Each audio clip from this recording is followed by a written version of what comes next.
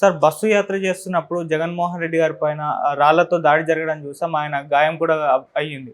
అయితే ఈ రాళ్ల దాడి చేసిన వ్యక్తి దొరికాడు అని చెప్పేసి న్యూస్ రావడం చూస్తున్నాం. మరి ఎవరు చేశారో అతని డీటెయిల్స్ ఏంటి సార్? ఎందుకు చేశారు అసలు? అజిత్ నగర్లో జరిగింది ఇది దాడి.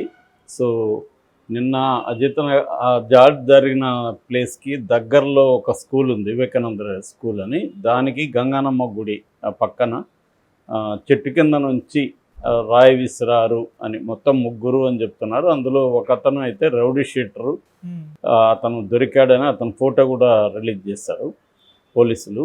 సో ఇప్పుడు ఏంటంటే దీని మీద ఈసీ ఎంక్వైరీకి ఆదేశించింది. సో దాన్ని బట్టి విజయవాడ సిపి ఒక ప్రత్యేకమైన 5 టీముల్ని దీని మీద వేశారు, సిట్ వేశారు. ఆ సిట్ ఆధ్వర్యంలో మొత్తం 5 టీములు ఉన్నాయి. ఒక ఏఎస్పి దీనికి లీడ్ చేస్తున్నారు అనమాట. సో ఇప్పటి వరకు మొత్తం వాళ్ళు బయట పెట్టట్లేదు ఎవరు చేశారని, ఎందుకంటే ఇది సెన్సిటివ్ వ్యవహారం కాబట్టి ముందుగా ఎలక్షన్ కమిషన్కి రిపోర్ట్ ఇవ్వాల్సి ఉంటుంది. ఎలక్షన్ కమిషన్ బయట పెట్టమంటేనే వీళ్ళు బయట పెడతారు. ఇప్పుడు ఎందుకంటే మొత్తం యంత్రాంగం జగన్ కంట్రోల్లో లేదు, స్టేట్ గవర్నమెంట్ అంతా యంత్రాంగం అంతా కూడా ఈసీ కంట్రోల్లో ఉంటుంది. సో ఈసీకే రిపోర్ట్ చేయాలి. ఇప్పుడు ప్రభుత్వం అనేది లేదు.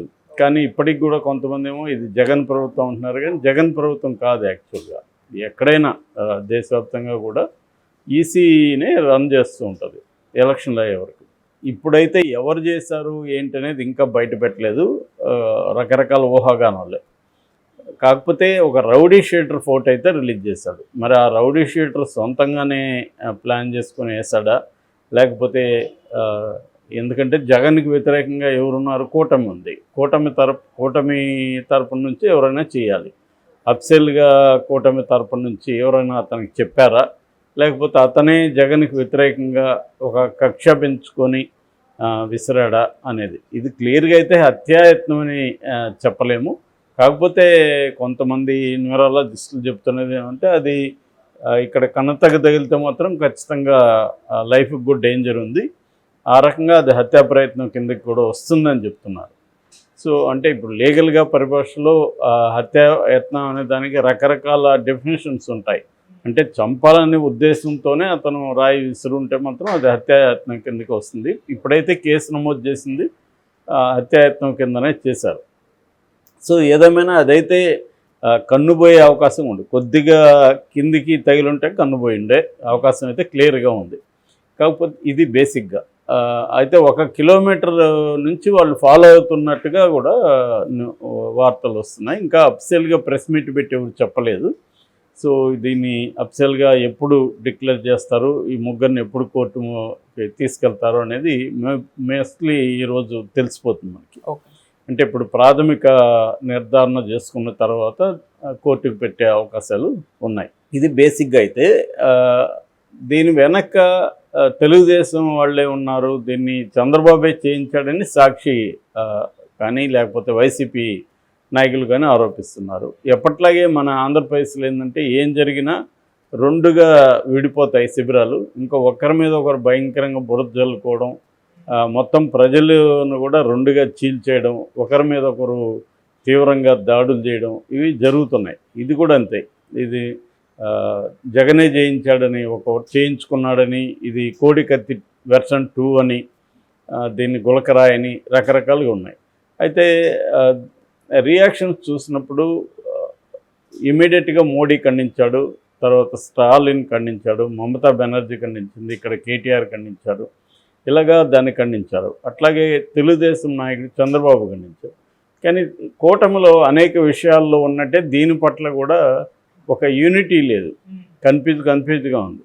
ఒక పక్క ఏమో చంద్రబాబు ఖండిస్తాడు, ఒక పక్క లోకేష్ ఏమో ఇది రాయి ఎక్కడి నుంచి వచ్చావంటే తాడేపల్లి నుంచి వచ్చానని పోస్ట్ పెడతాడు, ఇంకొక వైపు అచ్చెన్నాయుడు ఏమో ఇది కోడికత్తి 2 అంటాడు, ఒకవైపు నాగబాబు ఏమో ఫస్ట్ ఏమో చాలా బాగా పకడ్బందీగా ప్లాన్ చేసావు, మైక్ స్క్రిప్ట్ అనేది తెలియదు అని పెట్టాడు, మళ్ళీ దాన్ని డిలీట్ చేసి అది నేను సెక్రటరీ హోదాలో దీన్ని ఖండిస్తున్నాను, జనసేన సెక్రటరీ హోదాలో అని మళ్ళీ చెప్పాడు. ఇంకొక పక్కేమో పవన్ కళ్యాణ్ ఏమో ఇది డ్రామా అని చెప్తున్నారు. సో ఇలాగా వీళ్ళు డ్రామా అయినప్పుడు చంద్రబాబు ఎలా ఖండిస్తాడు, మోడీ ఎలా ఖండిస్తాడు? ఖండించకూడదు కదా అట్టప్పుడు. సో ఈ కూటమిలోనే ఒక ఐక్యత లేదు. పురంధేశ్వరరావు కూడా ఖండించింది. అంటే బీజేపీ వాళ్ళేమో ఇది డ్రామా అన్నట్ల, తెలుగుదేశంలో చంద్రబాబు డ్రామా అన్నట్ల, జనసేనలేమో నాగబాబు డ్రామా అన్నట్ల, మిగతా వాళ్ళు డ్రామా అంటున్నారు. సో ఈ అన్ని విషయాల్లోకి ఇది ఒక కన్ఫ్యూజన్ ఉంది. ఇక తెలుగుదేశం మీడియా ఏమో మామూలే ఎక్స్ట్రీమ్కి వెళ్ళిపోయి ఏదేదో వీడియోల్ని ఎడిట్ చేసి అమర్చడానికి ట్రై చేస్తుంది. వాళ్ళ పూలమాల తగిలిందని ఒక వీడియో చూశాను. అది క్లియర్గా ఎవరికైనా ఎంత ఇన్నోసెంట్కైనా తెలిసిపోతుంది ఎడిట్ చేశారని. పూలమాల ఇట్లా తీస్తున్నప్పుడు అతను మామూలుగానే ఉన్నాడు జగన్. తీసిన నెక్స్ట్ షాట్లో అది చేశారు, అంటే కట్ చేశారు అక్కడ క్లియర్గా. దీన్ని మెర్జీ చేసి పూలమాల వల్ల తగిలిందని చెప్తాను. అది కూడా నీట్గా చేయలేదు. చేస్తుంటే అది తీసేటప్పుడే జగన్ తగిలిన వెంటనే రియాక్షన్ వస్తుంది కదా, అదేమీ లేదు. పూలమాల వెళ్ళినాక కూడా అతను బాగానే ఉన్నాడు. నెక్స్ట్ కట్ అయిన షాట్లో అతను తగిలింది. సో ఇదంతా ఏంటంటే ఎవరికి మైలేజ్ వస్తుందని అనుకుంటే ఆ మైలేజ్ రాకుండా చేయడానికి నెక్స్ట్ పార్టీలు గొడవ చేయడం. సో ఎక్కడ దీన్ని ఎవరో ఇది నాకు తెలిసి ఏంటంటే ఏ రౌడీ షీటరో ఎవడో దీన్ని చేశాడు. ఒక జగన్కి వ్యతిరేకంగా ఉన్నవాళ్ళు అనేక మంది ఉంటారు, అనేక మంది చేశారు. ఇది అప్సీలుగా తెలుగుదేశం చేసినారు అనేది ఎంత బుల్షిట్టో, జగనే చేయించుకున్నాడు అనేది అంతకంటే ఎక్కువ బుల్షిట్. ఎందుకంటే జగనే చేయించుకుంటే అది రాయి కరెక్ట్గా ఇక్కడే ఎట్లా వచ్చి తగిలేట్టుగా ఆయన ప్లాన్ చేసుకున్నాడు. అదేమన్నా ఒక మార్గం ఉందా దానికి? ఒక వేగం అంతా వాళ్ళ నియంత్రణలో ఉంటుందా? ఒక రాయి సిరినాక అది కన్నతకు తగలచ్చు, కంటికి తగలచ్చు, ఎక్కడైనా తగలచ్చు కదా. సో అంత అక్యురేట్గా ఎలా విసురుకుంటారు ఎవరైనా? అంత రిస్క్ తీసుకొని ఎందుకు చేయించుకుంటారు? సో కాబట్టి అది జగనే చేయించుకున్నాడు అనే దాంట్లో అర్థం లేదు. క్లియర్గా ఎవరో అయితే వేశారు. అట్లాగే తెలుగుదేశం చంద్రబాబు హత్యాయత్నం అనేది కూడా అర్థం లేదు. చంద్రబాబు హత్యాయత్నం అయితే ఇంత ఇమ్మెచ్యూర్గా ఎందుకు చేస్తారు? ప్రొఫెషనల్స్కి ఇస్తారు కదా ఎవరికైనా. ప్రొఫెషనల్స్ అదేదో మన అతడు సినిమాలో లాగా స్నైపర్కి ఇస్తే స్నైపర్ ఎక్కడో ఉండి ఫైట్ చేస్తే జగన్కి తగులుతుంది, బుల్లెట్టే తగులుతుంది.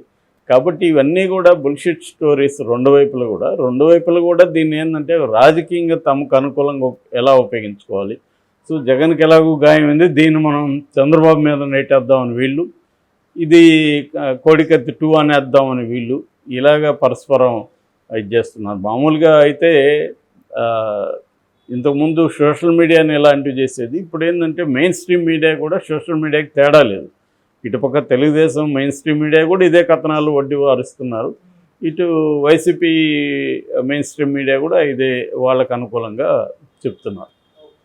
రెండోది ఏంటంటే ఈ హేట్రెడ్ అనేది బాగా పెంచేస్తున్నారు.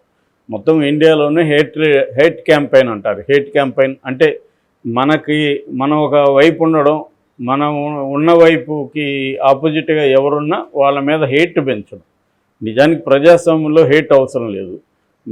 నువ్వు ఒక అభిప్రాయం నమ్మితే దాన్ని భిన్నమైన అభిప్రాయం లేదా వ్యతిరేకమైన అభిప్రాయం ఎవరన్నా నమ్మితే దాన్ని కూడా గౌరవించాలి యాక్చువల్గా. So that is called democracy. అంతేగాని నీ అభిప్రాయంతో ఏకీపిస్తేనే మనిషి, లేదంటే నువ్వు పేటీఎంనో ఇంకొక పేరు పెట్టడం, నువ్వు డబ్బులు తీసుకొని మాట్లాడుతున్నావు, ఒక హేట్ని క్రియేట్ చేయడం. అంటే భిన్నమైన అభిప్రాయాలకి స్కోప్ లేదు, భిన్నమైన అభిప్రాయాలు ఎవరు మాట్లాడరు. డబ్బులు తీసుకునే వీడు ఆరోపిస్తున్నప్పుడు వీడెందుకు మరి యువతలు ఉన్నాడు, వీడు డబ్బులు తీసుకున్నాడా? ఇది అనుకుంటే ఆ ప్రశ్న ఎదుటోడికి వస్తుంది కదా. ఇప్పుడు నువ్వు డబ్బులు తీసుకొని మాట్లాడుతున్నావు అంటే ఆ మాట అనడానికి నువ్వెంత తీసుకున్నావు అనేది మనం కూడా అడుగుతారు కదా. సో ఇది జరుగుతుంది. అంటే నువ్వు నాతో లేదంటే నువ్వు నాకు ఎనిమినే అన్న ఒక టెండెన్సీ వచ్చేసింది. నేను ఇద్దరిని విమర్శిస్తానంటే కూడా ఒప్పుకోరు. నువ్వు ఇద్దరిని విమర్శిస్తున్నావు అంటే కూడా నాకు నువ్వు ఎనిమినే, నన్ను విమర్శించకూడదు నువ్వు అన్న ఒక టెండెన్సీ ఇరువైపులా కూడా 2 క్యాంప్స్ అనుకుంటే 2 క్యాంప్స్లో కూడా అక్కడ బలంగా ఆంధ్రప్రదేశ్లో వచ్చేసింది. దేశవ్యాప్తంగా కూడా ఈ టెండెన్సీ పెరుగుతుంది. ఇంకా చెప్పాలంటే ప్రపంచవ్యాప్తంగా కూడా ఈ టెండెన్సీ పెరుగుతుంది. డెమోక్రసీ అనేది పేరుకే కానీ ఎక్కడ ఉండట్లేదు. ఆ రకంగా ఇప్పుడు జగన్ది మరొక తాజా ఉదాహరణ. ఇంకా నేను చాలాసార్లు చెప్తున్నాను, ఎలక్షన్ లోపల ఎన్నెన్ని చూడాలని. ఇంకా హత్యలు కూడా జరిగే అవకాశాలు ఉన్నాయి.